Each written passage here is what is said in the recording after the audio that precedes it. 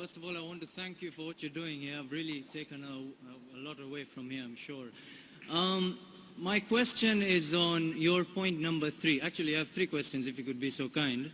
But on point number 3, first of all, I felt that it was very evasive, your answer. But what I'm going to ask you is very simple. When you talk about terrorism, when you talk about Islam, now this is a very simple, straightforward question. I hope I can get a straightforward answer. With what's happening in Pakistan, Iraq, Afghanistan, just to name a few, I'm not stereotyping, I hope no one takes offense. But when you hear on the news that a woman is cooking food for her kids and then a suicide bomber comes and kills them, I want to ask you a simple question. What is that? Is that Islam, or is that people who don't understand what Islam is and they have their own perception of Islam? And please, let me ask you one more thing. Can you give me an answer that is not in World War I or something there were more people that died, or this is all propaganda and these are Americans killing people and that's your answer, and then you pass your comment, inshallah. Yeah, I want just that type of answer. Your answer, then you can pass your comment. Huh? The brother asked the question that the years in Afghanistan and Pakistan, a woman cooking food, a suicide bomber comes and blows up and kills. As far as Islam, what the media is saying, forget about it. I'll give you ruling of Islam. Whether what the media says right or wrong. Quran says in Surah Ma'idah, chapter number 5, verse number 32, if anyone kills any other human being, unless it be for murder or for spreading corruption in the land, it is as though he has killed the whole of humanity. Any person kills any other human being, whether Muslim or non-Muslim, unless it be for murder or for spreading corruption in the land, it is as though he has killed the whole of humanity. And if any human being saves other human being, it is as though he has saved the whole nation. So according to the Quran, killing any single innocent human being is prohibited. If a suicide bomber comes and kills a woman who's cooking, she's innocent, it is 100% prohibited, whether done in Pakistan or Afghanistan or America or Dubai. Is the answer clear? Okay. 100% wrong. Whoever's doing it, whether namesake Muslim or American or propaganda, whoever's doing it, it is totally prohibited. Okay. Fine, so is it clear answer? That is clear. 100% clear? 100%. Whether you do, anyone so does. Is wrong, yeah? 100% wrong. It is as though he has killed the whole of humanity. There is no other scripture that I know of today. Okay. There is no other scripture that I know of today that gives this statement that if you kill one human being, it is as though you killed the whole humanity, except the Quran. There is no other scripture that I know which says that if you save one human being, you have saved the whole of humanity. No other scripture. Perfect. Now can I ask you something? Yes, you are told most me welcome. this is wrong, yeah? 100% wrong. Fine. Now, why are you here? The way I look at it, all of these are innocent, loving people here. Why isn't this convention somewhere like Afghanistan and Pakistan trying to teach people that what they're doing is not Islam and is just some brainwashed chaos? And that they're going to go to hell and they're not going to go to heaven for killing innocent people, for the 911 attacks, for the London bombings. Innocent people died. If I don't like you and I kill you, it's more justified than if I don't like somebody, if I don't like Jews and I go and kill innocent Americans with families.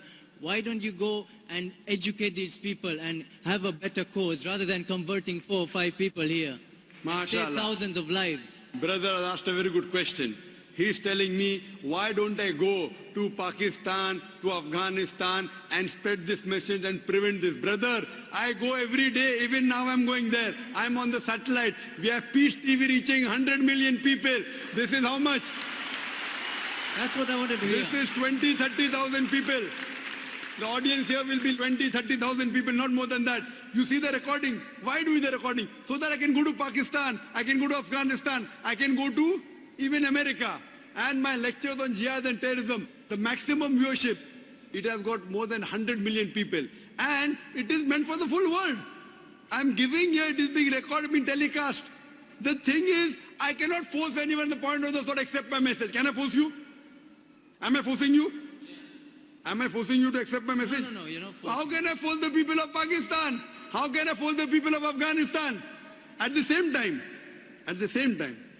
I also tell the innocent people being killed, I agree with you. What's the numbers? You said, 4 or 5 people converting here is better than telling that. My job is to deliver the message. فَذَكِّرْ إِنَّمَا أَنْتَ مُذَكِّرٌ. Mentioned in the Quran, Surah Ghashiyah, chapter 88, verse number 21, 22. Our job is to deliver the message. We can't convert hearts. Allah told the Prophet, you are not the manager of affairs. It is Allah who gives the hidayah. I can talk. I cannot convert. It is Almighty God who converts. I can talk. Whether they understand or not in Pakistan, it is Almighty God. Coming to a basic question. According to me, you should see my cassette. Is terrorism Muslim monopoly? Is terrorism Muslim monopoly? If you see that cassette, your mind, your vision of terrorism will improve. Time does not permit me to give a talk here again, but I'll tell you for sure. According to me, the terrorists are mainly the politicians. It is they who create this. You go anywhere, you know in India, all the riots that took place, indirectly or directly, it's the politician. Babri Masjid. Why did Babri Masjid riot take place? Why? Because the politicians. Gujarat riot, politicians. What happened about 9/11? See my cassette. It was an inside job. According to 72 scientists of America, they say 9/11 cannot be done by 19 Arabs. It's impossible. It was inside job. 72 scientists of America, not Zakir Naik. Inside job. Who did it? George Bush. Okay, then Afghanistan. Wait, let me complete my answer. Afghanistan. Thousands of people being killed. They are sending cluster bombs. Cowards there. Thousands of people. You are talking about suicide bomb? That is haram. I'm not condoning it, I'm condemning it. But the bigger thing to be condemned is the Americans sending their fighters in Afghanistan, killing thousands of people. In Iraq, killing thousands of people. Saddam Hussein. I'm not a fan of Saddam Hussein. He has done mistakes. The people of Iraq, they were fed up of Saddam Hussein. But after America came there, they are more fed up of the American than Saddam Hussein.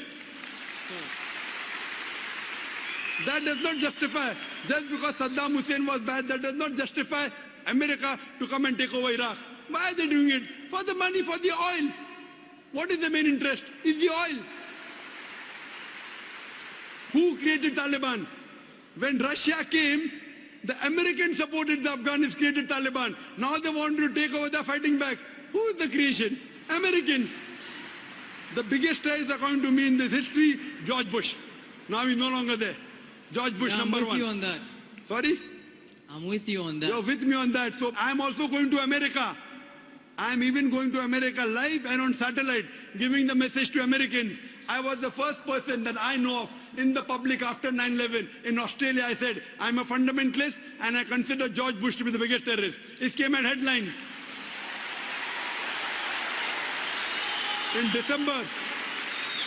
December 2001, when I gave a talk in Australia, when the Consul General asked me that what do you consider, who's a terrorist? I said George Bush number one. It came as headline, Dr. Zakir Naik calls themselves a fundamentalist and considers George Bush to be terrorist number one. Now every Tom, Dick and Harry is calling him a terrorist.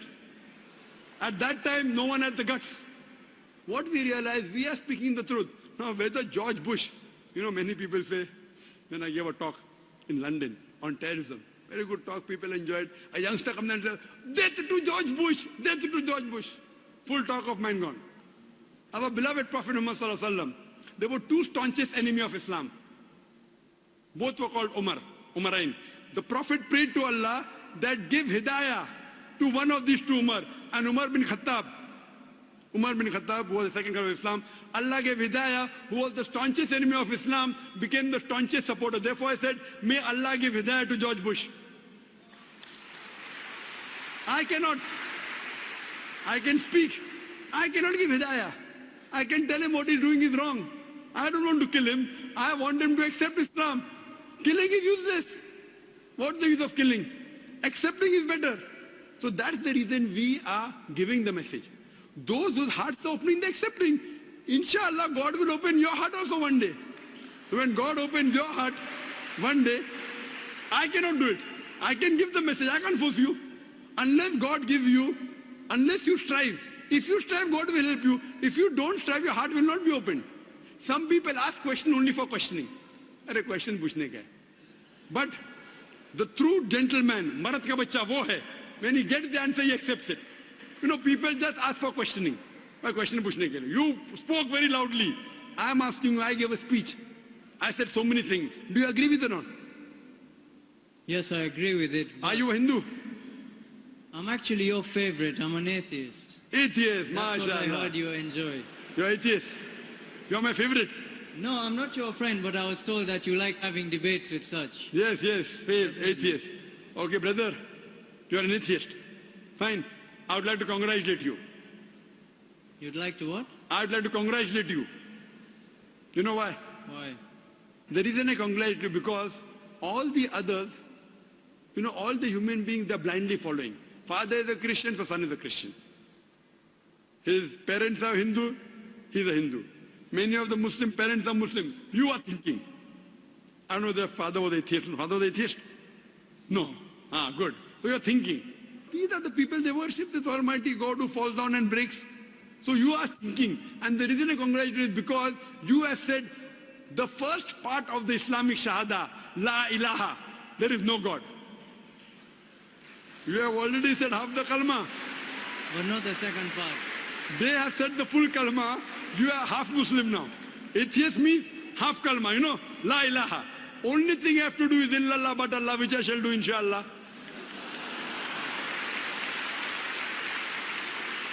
I am congratulating you because you have agreed to the other people who believe in wrong gods. Jesus, Ram. First I have to spend half my time in trying to convince them the God you are worshipping is wrong. You have already agreed there is no God. Only thing I have to do is prove to you about Allah, which I shall do inshallah. Brother, suppose there is equipment which is bought. Equipment is bought in front of you. No one in the world has ever seen. No human being has seen is bought in front of you. And if I ask you the question, who is the first person who will be able to tell you the mechanism of that equipment? I've heard this speech and it's the creator. It's the creator, fine? So the creator of that equipment will be the first person who will be able to tell you the mechanism of that object. You may say creator, you may say manufacturer, you may say inventor, you may say maker, whatever it is somewhat similar. Now I'm asking you a question. How did this universe come into existence? How did this universe come into existence? You are going to now mention the Big Bang and all No, I'm that. asking you. Yeah. Don't tell me what I'm going to mention. I Well, want to know what is the... If you No, want you are, see, I'm asking you according to your knowledge. No, the thing is I've actually heard this speech before. I'm actually Fine. a good fan of yours, you know that. MashaAllah, you're a good fan. Good fan, theoretical or practical? If you're a Theoretical practical and fan, practical. you will follow. If I'm wrong, you correct me. If I'm right, you join me. No, I only learnt about you about 2 weeks back actually. Fine. So in 2 weeks, you became a great fan. MashaAllah, I'm very happy about it. In 2 weeks, you learn about me. That means you know. You know about the creation, the Big Bang, Yes, which yes, we came yes, to know yes, I know all recently. of that, yes. Quran mentioned 14 years ago in Surah Anbiya chapter 21, verse number 30.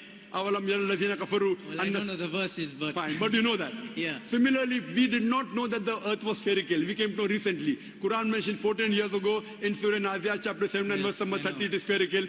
We thought first the light of the moon is its own light. Quran mentions 14 years ago the light of the moon is not its own light, reflected light, which we came to know recently. Who could have mentioned this?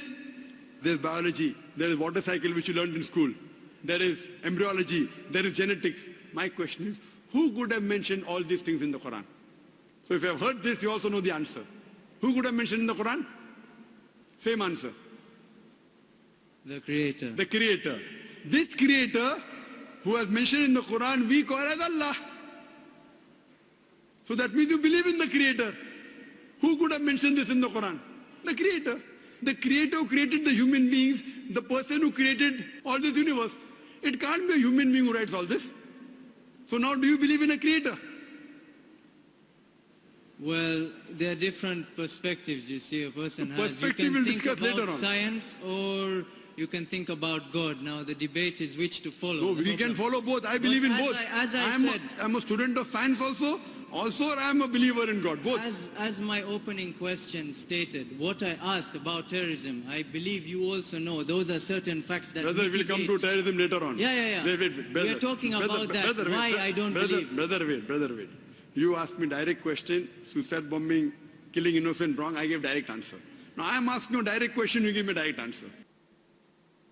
You asked me, you are happy with my answer. No beating around the bush.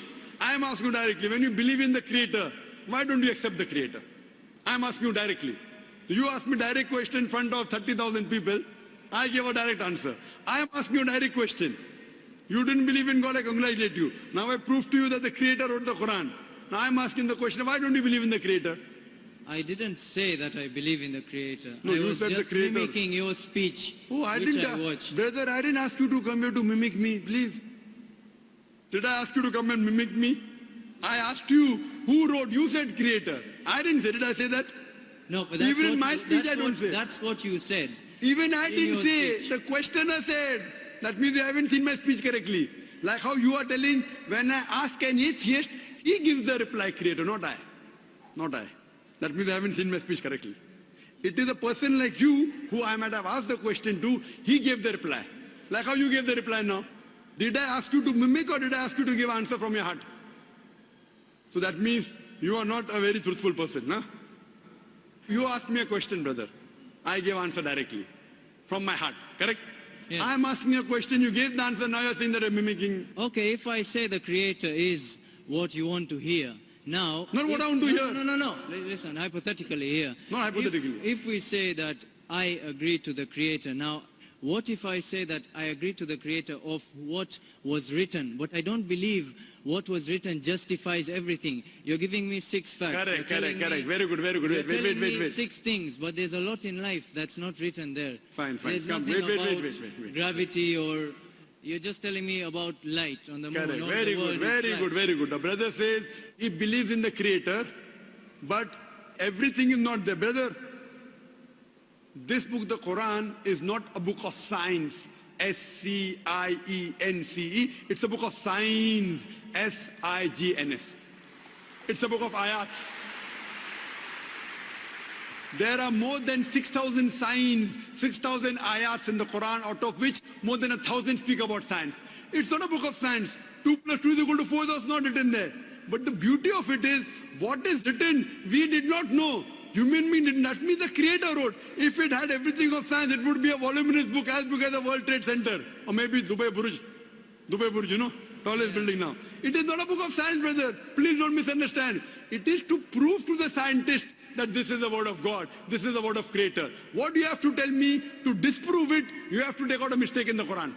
Quran says in Surah Nisa chapter 4 verse number 82, أَفَلَا يَتَدَبَّرُونَ الْقُرْآنَ وَلَوْ كَانَ مِنْ عِنْدِ غَيْرِ اللَّهِ لَوَجَدُوا فِيهِ اخْتِلَافًا كَثِيرًا. Do they not consider the Quran with care? Had it been from anyone besides Allah, there would have been contradictions in it. There would have been mistakes in it. So for you to disprove the Quran to be the word of Allah, you have to take out mistakes.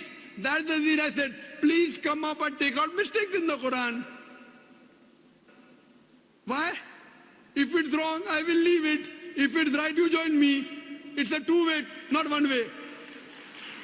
But how old is the Quran? I don't exactly know. How The old Quran is approximately 1400 years old. Okay, and how long have human beings existed in this planet? Human beings in millions of years. Millions of years. I'm not challenging you. Don't get this wrong. No, I like want to people ask challenging you, me. What is I the like reason? people challenging me. Yeah. Okay, if you want to challenge, then I'll take that step then. Okay, what is the reason that, first of all, I believe Christianity is older than Islam. No, you're wrong. You're wrong. Christianity is not older than Islam. What's the difference? Islam is there since time immemorial, since man set foot on the earth. Okay. From the first human being, it is already there. Prophet Muhammad is the last and final messenger. He came 1400 years ago. He was the last messenger. Quran is the last revelation, not the first revelation. This is the last testament. Otherwise, Islam is there since time immemorial. Isa alayhi salam, Jesus Christ, was a Muslim according to the Quran. Abraham was a Muslim according to the Quran. Peace be upon them all. So Islam means peace acquired by submitting our will to Almighty God. It is there since time immemorial. Okay, so getting to the point, I asked you the time scale that the Quran has existed and the time scale of human beings.